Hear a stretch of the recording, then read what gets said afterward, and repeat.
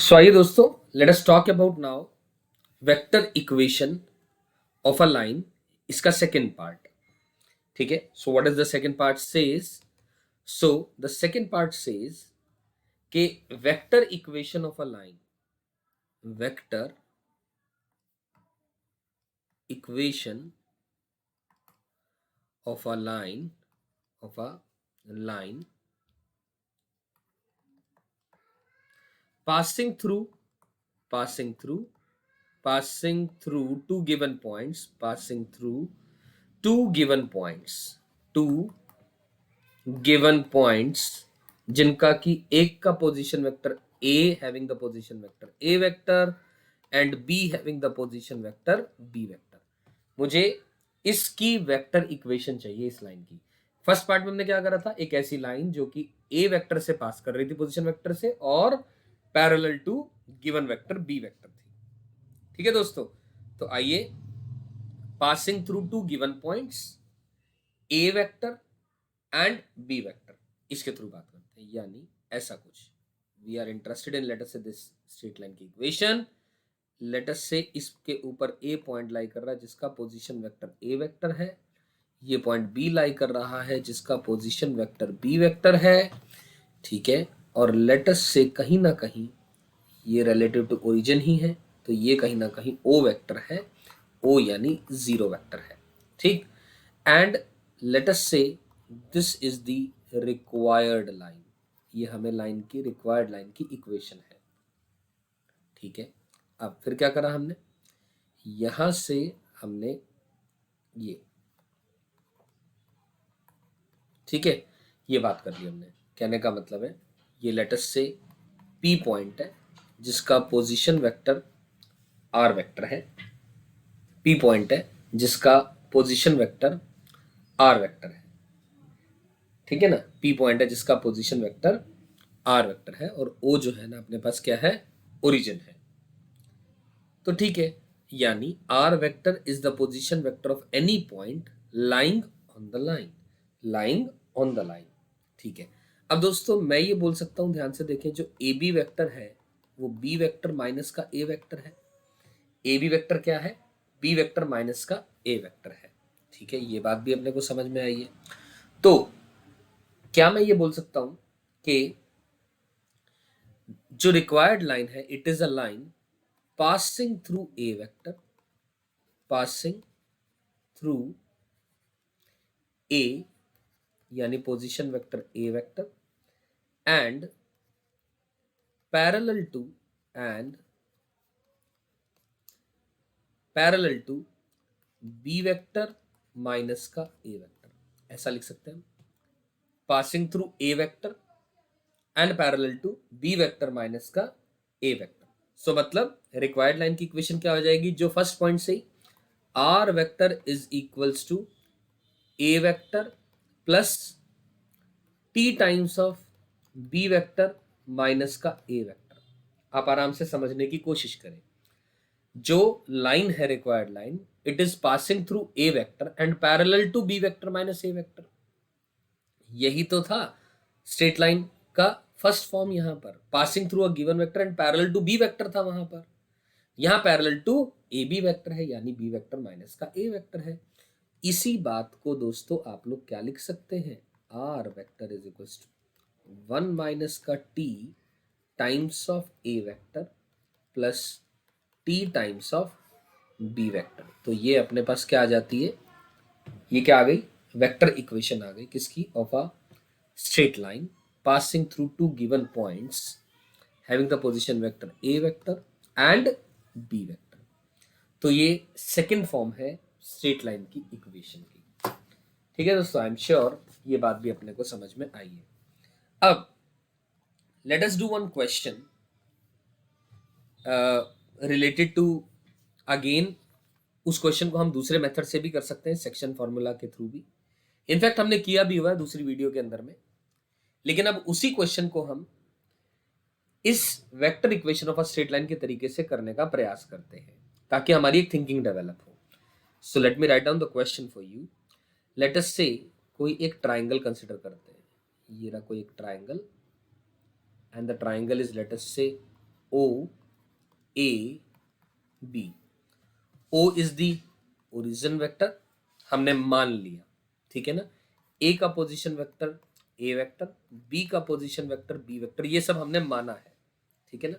Given क्या है मैं बता दे रहा हूं। गिवन है लेट अस से कि भैया ये जो ई है ये मिड पॉइंट है, E is the mid point of मतलब ओबी का, यानी 1:1 रेशियो में बांट रहा है। और एफ जो है वो बी ए को 1:2 रेशियो में बांट रहा है। ऊपर का पोर्शन 1, मतलब B F divided by F A is 1:2। अपने को प्रूव करना है, प्रूव क्या करना है, what is to be proved, कि O P divided by P F की जो वैल्यू है वो 3/2 होगी, ये प्रूव करना है। अब ओ पी क्या है, अब आप ओ एफ को ज्वाइन कर दो, ये रहा। और इसी तरह आप दोस्तों ए ई को ज्वाइन कर लो, ए ई को ज्वाइन करा, और ये पॉइंट आ गया इन दोनों का इंटरसेक्शन का P point. We are interested in finding OP upon P F is equal to 3/2, और हमने यूजिंग वेक्टर्स प्रूव करना है इसको। We can do this question using simple section formula, plane geometry without the involvement of the vectors. Even हमने पुरानी video के अंदर में, किसी एक वीडियो के अंदर में वेक्टर्स के थ्रू भी, section formula of the vectors का भी इस्तेमाल करके हमने ये क्वेश्चन किया है, ठीक है ना। लेकिन अब हमने वेक्टर्स में स्ट्रेट लाइंस की इक्वेशंस का इस्तेमाल करके इस क्वेश्चन को करना है। You getting my point. तो ओपी डिवाइडेड बाय पीएफ की वैल्यू 3/2 अपने को प्रूव करनी है। तो चलिए दोस्तों, let us talk about the solution now. आइए आराम से समझते हैं इस बात को बढ़िया से। मैं दोबारा दोहरा रहा हूं, अपने पे गिवन है कि ई मिड पॉइंट है ओबी का, तो एज अ रिजल्ट ई का पोजीशन वेक्टर मैं लिख सकता हूं b vector divided by 2। F का पोजीशन वेक्टर मैं लिख सकता हूं 2b वेक्टर प्लस का a vector whole divided by 3 using the section formula, internal division formula, because f is dividing the line BA in the ratio 1:2 internally, right दोस्तों। तो ठीक है, तो क्या मैं लिख सकता हूं, अब मैं अगर लिखना चाहूं equation of O F, equation किसकी, ओ एफ की। अब सिंपल आप सोचें, बिल्कुल सिंपल, एक स्ट्रेट लाइन की इक्वेशन अगर मैं टाइप 1 से, फॉर्म 1 से लिखना चाहूं तो उसके लिए मुझे एक पॉइंट चाहिए और एक जिसके वो पैरेलल है, right. R vector is equal to A vector plus lambda b vector. A is the position vector जो उस लाइन पे लाई कर रहा है, और बी वेक्टर जिससे कि वो पैरेलल है। और दूसरा फॉर्म है ए और बी दोनों से पास कर रहा है, तो A vector plus lambda times of B vector minus का ए वेक्टर। तो अगर मैं ओ एफ की इक्वेशन लिखना चाहूं दोस्तों, तो कहना है इसे r vector is equal to 0 vector plus lambda times of 2b vector plus a vector divided by 3 minus का 0। आपकी इच्छा, हमने इसको फॉर्म 2 से लिख दिया, फॉर्म 1 से लिखेंगे तब भी एक ही बात बनेगी, क्योंकि 2b vector plus a vector upon 3 vector minus का 0 पैरेलल वेक्टर हो गया ओ एफ के, ऐसा भी बोल सकते हैं, ठीक है। अब इसी तरीके से दोस्तों, अगर मैं अब इक्वेशन लिखना चाहूं किसकी, ए ई की, ए ई की अगर मैं इक्वेशन लिखना चाहूं तो दोस्तों क्या बनेगी, r vector is equals to A vector plus mu times of B vector upon 2 minus का ए वेक्टर। आप मेरी बात समझे कि हमें एक ऐसी स्ट्रेट लाइन की इक्वेशन चाहिए जो ए वेक्टर से पास कर रही है और बी वेक्टर बाय 2 के, और बी वेक्टर बाय 2 से भी पास कर रही है। तो A vector plus mu times of B vector by 2 minus का ए वेक्टर। अब ध्यान से देखें दोस्तों, जो पी पॉइंट है वो इन दोनों का, ओ एफ का और ए ई का इंटरसेक्शन है। तो इस आर वेक्टर को और इस आर वेक्टर को for a certain value of lambda and mu equate किया जा सकता है, यानी lambda times of 2b vector plus का a vector divided by 3 is equals to a vector plus mu times of b vector divided by 2 minus का a vector. यहां पर ये आ जाएगी बात, बोलो यहां तक समझ में आई बात?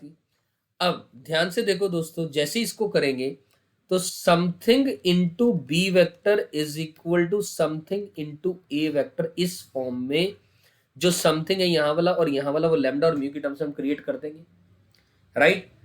अब हम जानते हैं, एज वी नो, अब हम जानते हैं, क्या जानते हैं कि भैया as a vector and B vector are non-zero and non-collinear vectors. non-zero non-collinear vectors हैं, ये बात समझ में आ रही है? जब non-zero non-collinear vectors हैं तो इसका मतलब something into a vector is equal to something into b vector की जो बात लिखी है इसको भी जीरो कर देंगे और इसको भी जीरो कर देंगे, क्योंकि नॉन कोलिनियर है तो उनके बीच में कोई भी लीनियर रिलेशन नहीं है। कोई भी लीनियर रिलेशन जब उसके अंदर में नहीं है तो यहां से we will get the values of lambda and mu, because lambda और म्यू में दो लीनियर इक्वेशन आ जाएंगी, दो अननोन है ये, यहां से लेमडा और म्यू की वैल्यू आ जाएगी। अब अपने आप सोच के देखें दोस्तों, अगर आपके पास लेमडा और म्यू आ गया तो आपको क्या निकालना है? ओपी अपॉन पी एफ निकालना है।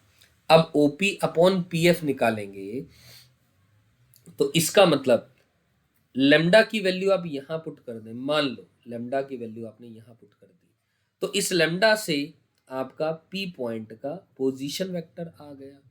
अब पी का पोजीशन वेक्टर बी और ए की टर्म्स में ही आएगा तो ओपी अपॉन पी एफ की वैल्यू डायरेक्टली आप निकाल पाएंगे।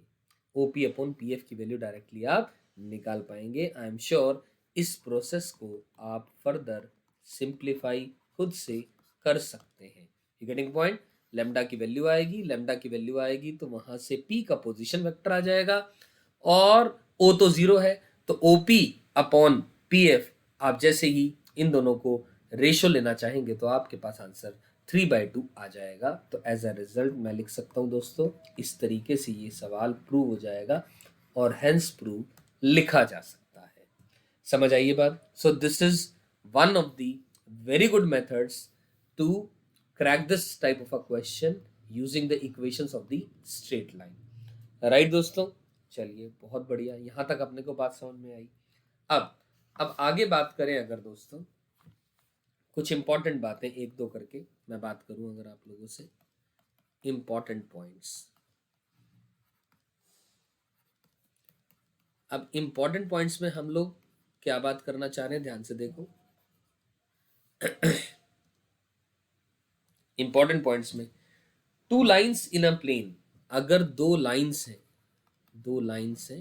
इन अ प्लेन, एक प्लेन के अंदर में दो लाइंस हैं, आर ईदर इंटरसेक्टिंग और पैरेलल, क्या मैं बोल सकता हूं? Are either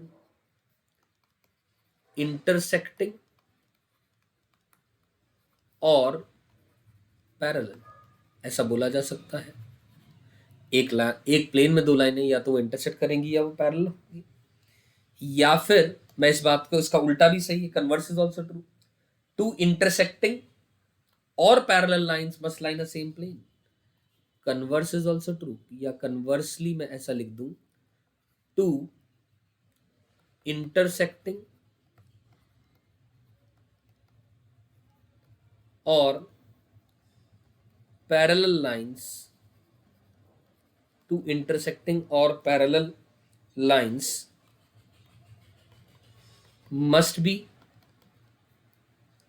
be in the same plane, must be in the same plane। क्या ये मेरी बात समझ में आई दोस्तों? हाँ या ना?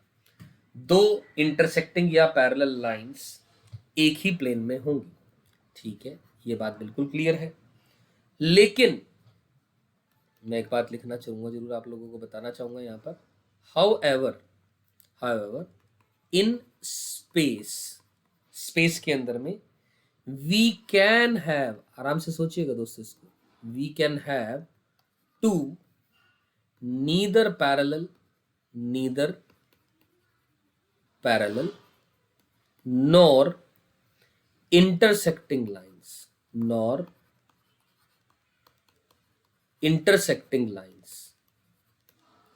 स्पेस के अंदर में हमारे पास ऐसी लाइंस हो सकती हैं जो कि नीदर पैरेलल है नॉर इंटरसेक्टिंग है, और सच नॉन कोप्लेनर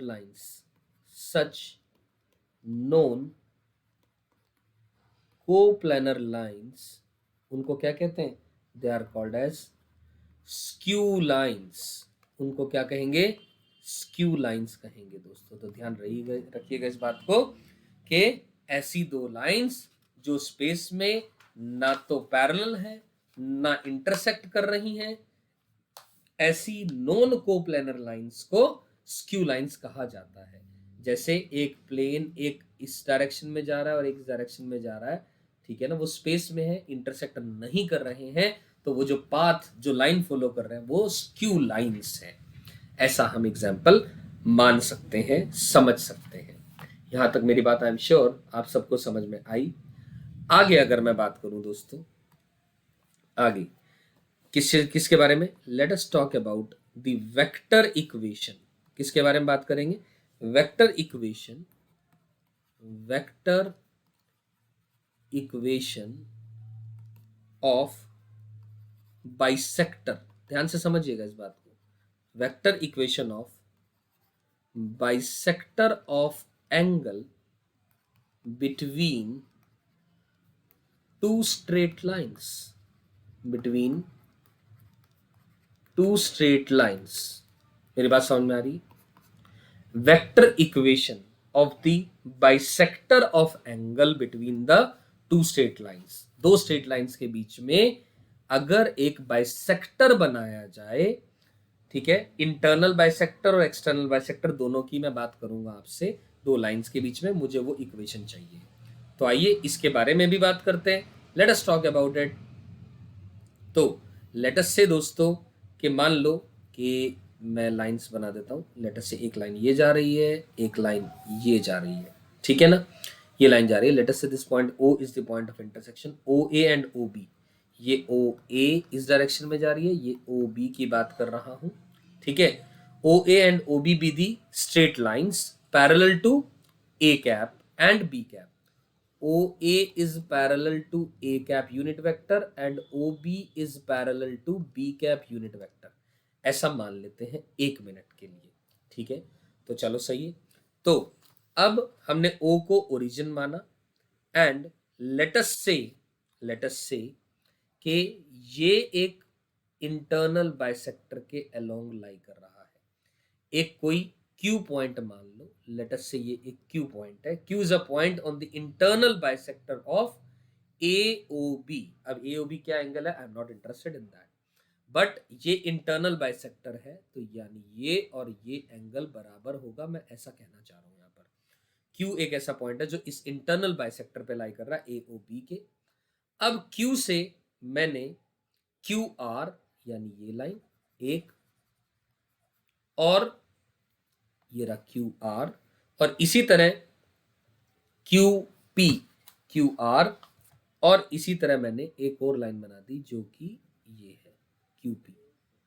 मैं ऐसा कहना चाह रहा हूं जो QR है वो पैरेलल टू OA है, और जो QP है वो पैरेलल टू OB है। ये बात आपको ध्यान रखनी है, ठीक है।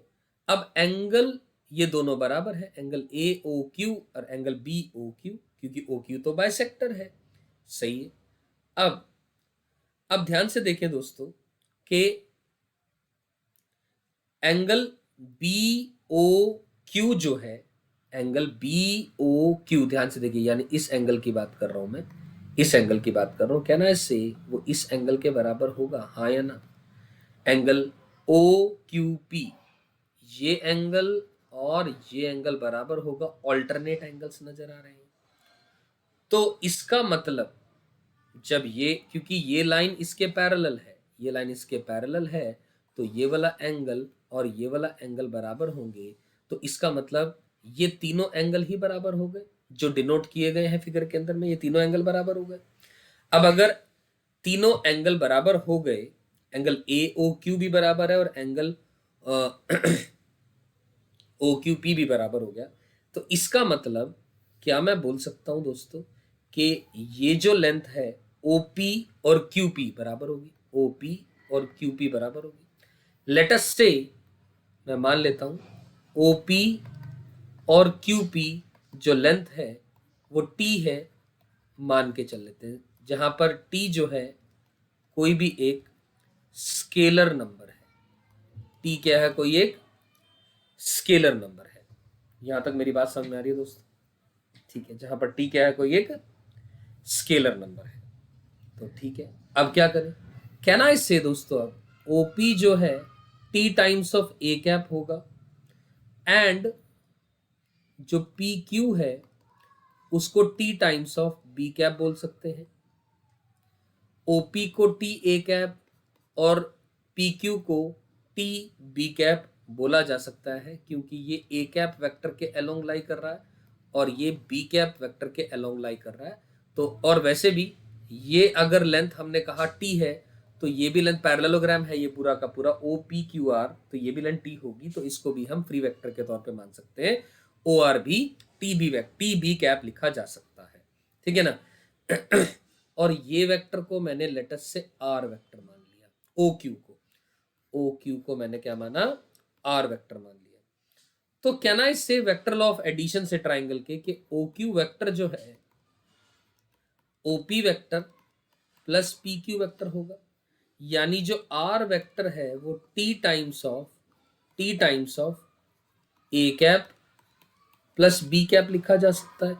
यानी दूसरी भाषा में मैं इसको ऐसा लिख दूं, r vector is equal to T times of A vector upon modulus of A vector plus b vector divided by modulus of B vector, ऐसा लिखा जा सकता है। सही है। और दोस्तों ये मैं आप सबकी जानकारी के लिए बता दूं, ये इक्वेशन किसकी आई है, ओ क्यू के अलोंग आई है। This is the equation of the internal bisector of angle A O B, internal bisector of angle A O B, ठीक है। ये internal bisector of angle A O B की ये इक्वेशन आपके पास आ चुकी है। तो सही है, ये इसका प्रूफ था, इंपॉर्टेंट ये है फाइनल रिजल्ट, ठीक है। R vector is equal to T times of A cap plus b cap. ठीक इसी तरीके से we can easily find the equation of the external bisector also, external bisector। अब एक्सटर्नल बाइसेक्टर की इक्वेशन दोस्तों कैसे निकालेंगे, खुद से सोच करके देखें। आप आराम से एक चीज सोचें दोस्तों कि अगर ऊपर बी वेक्टर बी कैप जा रहा है तो नीचे माइनस का बी कैप जा रहा है, तो ये जो वेक्टर अगर मैंने बना दिया, ये जो वेक्टर बना दिया दिस वन, ठीक है ना, this is the vector which is nothing but the, इसको मान लो लेटर से P डैश मान लिया, तो OP डैश जो है ना एक्सटर्नल बाइसेक्टर होगा, क्योंकि आप समझ के देखें दोस्तों एक्सटर्नल बाइसेक्टर तो होगा वो, क्योंकि भैया यहाँ हो क्या रहा है, ध्यान से देखें, ये एक वेक्टर है, ये दूसरा वेक्टर है, ये इंटरनल एंगल है, तो और ये एक्सटर्नल एंगल है, ये दूसरा बचा हुआ जो एंगल है थीटा और पाई माइनस थीटा वाली बात, ये वाला बाइसेक्टर इंटरनल हुआ तो ये वाला बाइसेक्टर एक्सटर्नल हुआ। तो ये ऊपर बी कैप जा रहा है तो नीचे माइनस का बी कैप जा रहा है और ये ए कैप ही जा रहा है, तो कहना इससे जो ये वाला जो वेक्टर आया यानी ओपी डैश के अलोंग जो वेक्टर आया, this is the internal bisector of A cap and minus का बी कैप, ए कैप और माइनस बी कैप का इंटरनल बाइसेक्टर है। मेरी बात समझ में आ रही है? तो इंटरनल, मैं लिख दे रहा हूं ये बात में, internal bisector of the angle, internal bisector of the angle between the lines which are parallel to a cap and minus b cap. सही है ना, मैं दोबारा दोहरा रहा हूं इस बात को, ए कैप के अलोंग और माइनस के बी कैप के अलोंग जो वेक्टर, इन दोनों का जो इंटरनल बाइसेक्टर आएगा वो हमारा रिक्वायर्ड एक्सटर्नल बाइसेक्टर है of the a cap and b cap वाली बात।